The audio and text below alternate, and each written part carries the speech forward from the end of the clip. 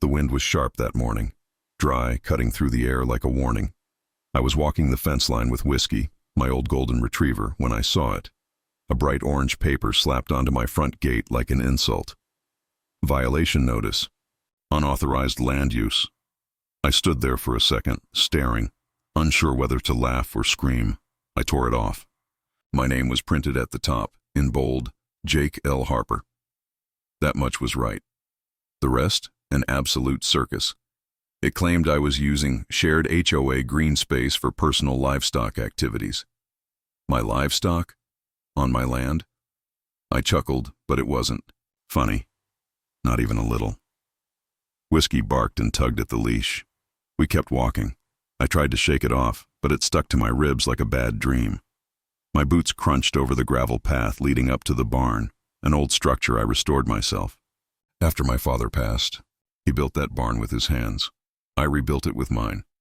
And no one, no board of retirees playing God with property lines, was going to tell me how to live on it. By noon, there were 4 more orange notices taped to different parts of the fence. It wasn't the first time they tried something like this. Since moving back from Austin after my dad died, the HOA had been sniffing around, acting like I was some squatter in a high-end gated community. Never mind that the ranch had been in my family since 1912. Never mind that their entire subdivision, Sunset Ridge, had been built decades later on land we leased to developers, not sold. That detail apparently had been forgotten. Conveniently, the real problem started 3 months earlier when I refused to sell the northern pasture. It was flat, scenic, and backed right into the HOA clubhouse. They wanted it for a new pool facility.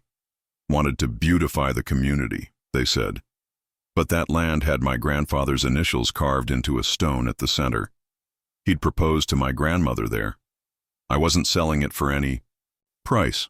When I said no, they got creative. First, they complained about the animal smells from my cattle. Then it was the noise from my tractor. Then unsightly fencing. Then finally, the violation letters started arriving. I ignored them. But this one, this orange one, it was different. It threatened eviction. I laughed bitterly.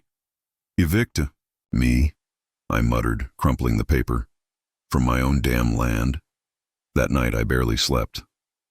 I sat on the porch, whiskey curled at my feet, watching the stars blink overhead like they were mocking me. My mind kept going back to something my dad used to say. They can build all the houses they want, but they'll never plant roots deeper than ours. At dawn, I made coffee strong enough to wake a dead horse and pulled out the old land deed. It was a massive file, yellowed with age, tucked in a fireproof safe. I ran my fingers over the name etched at the top. Harper Ranch Holdings. Every acre, every border, every mineral right. It was all there, and one line buried in the addendums made me stop cold. Lease terms, renewable every 30 years at landowner's discretion. The ink was faded but legible. The last renewal, signed by my father in 1993, which meant the lease ended this year, and they hadn't even realized it. I sat back in my chair, heart thudding like thunder. That clubhouse they built, the playground, the tennis courts, even the fancy stone gate, with Sunset Ridge carved in gold letters, they were all sitting on my family's land. They didn't own it. They leased it. And now, the lease was expired. I smiled for the first time in days. The next morning, I walked into the HOA office, with a fresh cowboy hat, boots polished, and the land deed under my arm like a weapon. The office was painfully sterile. White walls, fake plants, cheap paintings of horses hung ironically. The receptionist looked up, clearly unimpressed. "I need to speak to your president," I said, smiling. "It's about a little paperwork mix-up." She narrowed her eyes. "Do you have an appointment?" "No," I said, dropping the deed on the counter with a satisfying thud. "But I think they'll want to make time." A few minutes later, I was sitting in a conference room that smelled like lemon cleaner and tension. Across from me was Donald Hayworth, HOA president, retired dentist, and self-declared king of the neighborhood. His silver hair was combed back, so tight it looked like it hurt. "Mr. Harper," he said, tapping the violation letter like it was gospel, "we need to discuss your non-compliance with HOA ordinances." I leaned forward, slow. Sure. But first, let's talk about your clubhouse. He blinked. What about it? I slid the deed across the table. You built it on my land. The lease expired 6 weeks ago. I'm not renewing. Silence. You could have heard a mouse sneeze. He picked up the document like it was radioactive. Scanning it, frown deepening with every second. That's impossible, he said. We own that property. Nope. You leased it. My grandfather leased it to your developers in the 80s. My father renewed it in 93.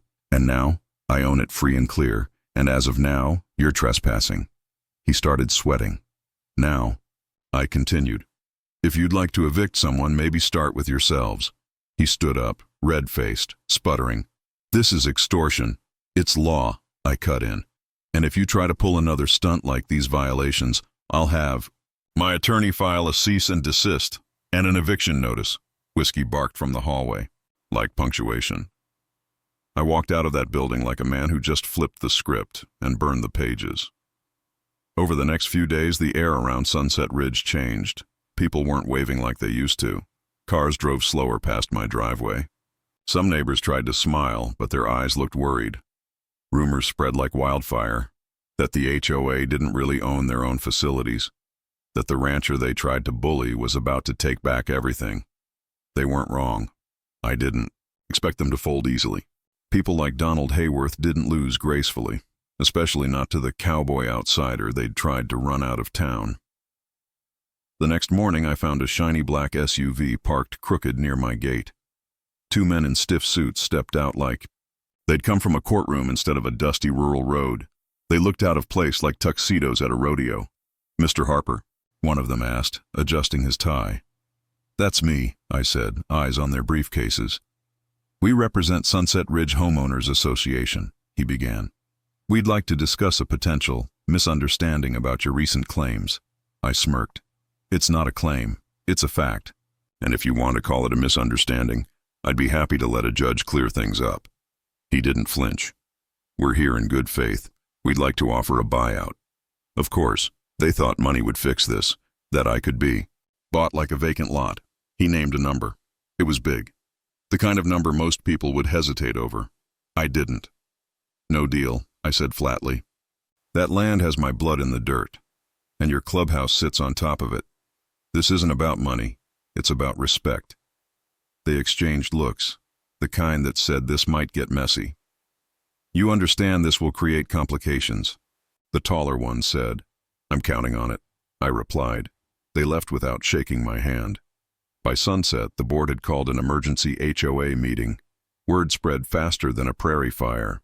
I didn't even have to tell anyone. Half the town was whispering. Sunset Ridge was a shiny community built on order and image. They never imagined the man on the ranch behind their gates would hold the deed to their kingdom. But the part that got under their skin the most? I wasn't threatening them. I wasn't bullying them. I was just standing my ground. They couldn't control that. I walked into that meeting like a storm. The room was packed. Fold-out chairs filled the community center, eyes full of curiosity and concern tracking my every move. I saw familiar faces, neighbors who'd waved at me in the mornings, now unsure whose side they were on. Donald Hayworth stood at the front, gripping a stack of papers like a drowning man holds a lifeline. Harper, he began, voice tight. As a resident living adjacent to our community, you've always enjoyed. Enjoyed? I interrupted. You fined me, harassed me, sent threats to evict me from my own property. And now when I remind you who owns the dirt under your foundation, suddenly it's about cooperation? Murmurs broke out across the crowd. I dropped a thick folder on the table. This is a legal termination of lease, effective immediately. You have 30 days to vacate my land. Chaos. Some gasped. A few shouted. One woman stood up and demanded to know if this meant their HOA dues would rise. Another guy near the back yelled that he'd just installed a new sauna in the clubhouse. I'm not trying to take your homes, I said. But your leadership knew the lease was ending. They ignored it. They gambled you wouldn't find out. That's not on me. Eyes began turning on Donald. Let me ask you something, I continued, voice calm but clear. Did they tell you? Your dues were paying to maintain buildings on land they didn't own? Silence. They built a fence to keep me out, I said, stepping back. Turns out, they built it around my property. I left them to digest that. The next morning, local media came knocking. Apparently, a neighborhood power struggle makes for good headlines. Rancher versus HOA was the perfect clickbait title, and the image of me in boots standing outside the clubhouse gates made it to every regional news station within days. I didn't ask for the spotlight, but I wasn't about to run from it. People started reaching out. Former HOA members from other towns, legal experts, landowners with similar battles. One guy emailed me from Montana. They tried the same thing with me. Good on you for standing up. What had started as a local squabble was becoming a symbol. Even Whiskey seemed to sense the change. He'd sit near the fence and watch cars slow down as they passed, heads turning. Some waved, some didn't. One afternoon I found a folded note taped to my barn door. It read, "We didn't know. Thank you. Some of us are with you, no name." Just that. It meant more than I expected. But things didn't stay quiet for long. 3 weeks in, just days before their 30-day deadline was up, the HOA filed an injunction. They claimed I had no right to revoke the lease without community input. They wanted to stall me, drain me, bury me in red tape, but they underestimated just how much fire I had left. I hired an attorney who specialized in land use battles. A former rancher herself, she read the deed like a war plan and grinned. "They don't have a case," she said. "But let's make this public." So we did. I gave a press conference on my front porch. Nothing fancy. Just me, whiskey, a microphone, and a backdrop of rolling hills and stubborn pride. I told the story the way it happened. No theatrics, just truth. How a community board tried to push me off land that had been in my family for over a century. How they'd ignored the lease terms. How they fined me for walking my dog on my ranch. And how they forgot one important thing. You don't mess with someone who owns the ground under your feet. The courtroom smelled like paper and pride. Polished wood, dull fluorescent lighting, and a sea of tense faces. The kind that shifted in their seats, not because they were uncomfortable, but because they knew they were on the losing side.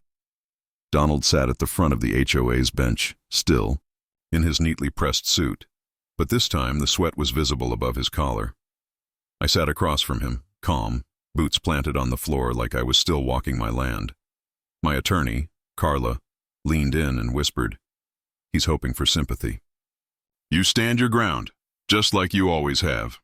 The judge, an older man with tired eyes and a voice that held no patience for pettiness, called the room to order. The HOA's lawyer began with a slick narrative. He painted the picture of a peaceful community disrupted by a rancher's sudden and unreasonable assertion of land ownership. Unreasonable, that was the word they clung to. Not illegal, not wrong, just inconvenient to them. When Carla stood, her words sliced through the air. "Your Honor, let's be clear. The land in question has belonged to the Harper family for generations. The HOA's lease for the portion containing their clubhouse and facilities expired 2 months ago. Instead of renewing it in good faith or preparing to vacate, they tried to intimidate the rightful landowner through harassment, threats, and now, this injunction." She dropped a folder onto the table with a satisfying thud. Inside, you'll find survey maps, historical deed transfers, and a notarized letter from the HOA acknowledging the lease terms. This case isn't about community safety. It's about arrogance. Gasps rippled through the back rows. Neighbors, reporters, even HOA members who were finally hearing the truth for the first time. Donald's face turned the color of old brick. He stood to object, but the judge cut him off. "I've heard enough," the judge said. "We'll take a recess and reconvene this afternoon for a ruling." Outside the courthouse, a light rain had begun to fall. I stood beneath the awning, watching it bounce off the sidewalk. Whiskey was back at the ranch with a neighbor. I missed the calm he brought, the way his eyes looked at me like nothing else mattered. I thought about my father and his father before him, men who knew every inch of that land not because of maps or titles, but because they'd shaped it with their bare hands. I thought about the fence the HOA built, the way they tried to lock me out of my own legacy. And I thought about that little clubhouse. Pretend marble floors, artificial plants, and gold-trimmed pots, built on top of a truth they never bothered to learn. When we returned to the courtroom, the judge wasted no time. "In review of the evidence," he said, looking over his glasses, "this court finds no legal basis for the HOA's injunction. Mr. Harper's ownership is clear, and his actions to terminate the lease are within his rights." Donald closed his eyes. The HOA has 30 days to fully vacate the property, unless a new lease agreement is reached with Mr. Harper directly. The gavel came down, sharp, final, like a rifle shot in the cold. It was over. For a moment, nobody moved. Then, quietly, someone clapped. Just once. Another joined, and before long there was a ripple. Soft, unsure applause that slowly grew into something real. Not a celebration, a recognition. That one man, against a wall of polished rules and legal intimidation, had stood his ground, and won. I walked out of that courthouse and felt the rain again. Cold, honest drops. Cleansing. Reporters swarmed. Microphones stretched forward. Flashbulbs popped. I didn't say much. Just this. You can't evict a man from what's in his blood. That night, I rode out past the clubhouse fence. No one stopped. Me. The gate, which used to snap shut behind me like prison bars, now hung open. I stepped inside, not with anger, not to gloat. I just wanted to see it, empty, honest, without the lies stacked inside. The pool was still. The lights hummed. Everything looked the same. But the feeling was different. It wasn't theirs anymore. It was mine again. A space reclaimed. A truth restored. And somewhere, maybe deep down, even Donald knew it. He'd played his game. He lost. But I hadn't played to win. I played to remember. What it meant to belong to something that couldn't be paved over. What it meant to fight, not for revenge, but for roots. The clubhouse was empty now. For the first time in years, the parking lot didn't echo with the idle chatter of board members or the quiet hum of golf carts rolling to their reserved spots. The pool chairs sat stacked, the windows covered with white paper like a building waiting to be condemned. But I didn't feel triumph when I looked at it. I felt silence. Not the peaceful kind. The kind that comes after a storm, when the ground is still soaked and the air hangs heavy with the things left unsaid. Word had spread quickly through Sunset Ridge. Some homeowners were angry, furious that the board had failed to disclose the truth. Others were embarrassed, unwilling to admit they'd cheered on the very people who'd tried to push me off my own land. And then there were a few quiet, careful people who began showing up at my ranch gate not with complaints, but with questions. A woman in her 60s came by first. Marlene, I think her name was. Silver curls, big sunglasses, always had a chihuahua tucked under one arm. She stood outside the fence, hesitant. "I'm not here to argue," she said. "I just wanted to say, I didn't know what they were doing to you. I thought you were the problem." Her voice cracked. "My late husband, he used to say that land has memory, that when you disrespect it, it finds a way to remind you." I nodded slowly. It remembered. She smiled, soft and tired. "Well, I hope it forgives us too." That night I found myself staring out at the ridgeline from my porch. The same view I'd seen 1,000 times. But now it felt like I was finally looking at it with clear eyes. It wasn't about the clubhouse anymore. It wasn't even about the land. It was about the line we all draw. The one that separates what's easy from what's right. And I'd watched too many people choose the wrong side until they were forced to face it. That reckoning was coming. The HOA board began to unravel fast. 3 members resigned within the week. Donald tried to hold on, but pressure mounted from inside the community. Petitions circulated, rumors swirled. Someone leaked an email where he'd admitted, months ago, that the lease was expiring but hoped I wouldn't have the legal muscle to push back. That was all it took. He stepped. Down at the next board meeting, no press, no apology. Just a quiet disappearance into the background. But the damage was done. Sunset Ridge was broken, not in roads or lawns or mailboxes, but in trust. Neighbors stopped waving. Old friends started avoiding eye contact. The ones who'd sat comfortable for years under HOA protection now realized that protection had come with a cost they never counted on. And me? I got letters, dozens, some angry, some tearful, some just confused. One stood out. It was from a boy, 11, maybe 12. Sloppy handwriting, crayon-scribbled drawing of a horse, presumably whiskey, and a note that simply said, "You're cool. I want to have land one day, too." It made me laugh. It also made me think. So I started talking, not to reporters, not to lawyers, to kids, schools, small community groups. I told them what it meant to own something real. Not money, not buildings, but something rooted, something honest, something earned. I told them how people with clipboards and polished smiles will try to convince you they know better than you, and how it's okay to say no. One day, I took a slow walk through the clubhouse before final cleanup. I found an old framed photo hanging on the wall. A ribbon-cutting ceremony. Donald in the middle, oversized scissors in hand, grinning like a king. I looked at it a long while, then turned it face down on the table. He'd had his moment. Now it was mine, but not out of spite, out of restoration. Week later, I made my announcement. The building wouldn't be bulldozed, wouldn't be sold. It would become a local resource center, open to everyone, not just the gated few. Workshops, agriculture classes, meetings for families who couldn't afford expensive venues. I called it the Ridge House. People were skeptical at first. They thought I was trying to shame the neighborhood. But slowly, they came around. A few HOA residents even volunteered. Marlene showed up with lemonade. A group of teenagers offered to repaint the walls. And one old veteran said he'd build a new sign as long as he could add, "No suits required."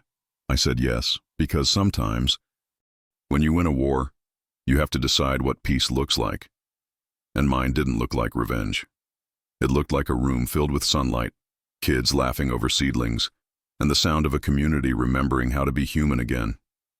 That was the justice I wanted, and I finally had it. Months passed, and the ranch breathed new life. The Ridge House became more than just a building. It was a beacon. Neighbors who once avoided me now brought their children, curious and hopeful. The same hands that had signed eviction notices were now planting gardens alongside mine. But victory wasn't without its scars. Some nights the silence in the house was heavy.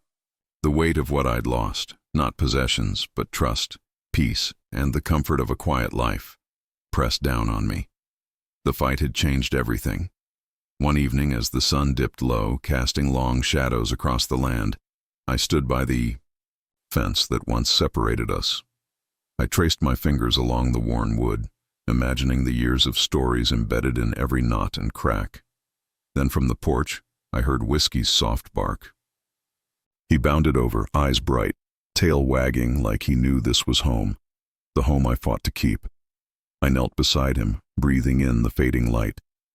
The fight with the HOA wasn't just about land. It was about respect, ownership, and identity.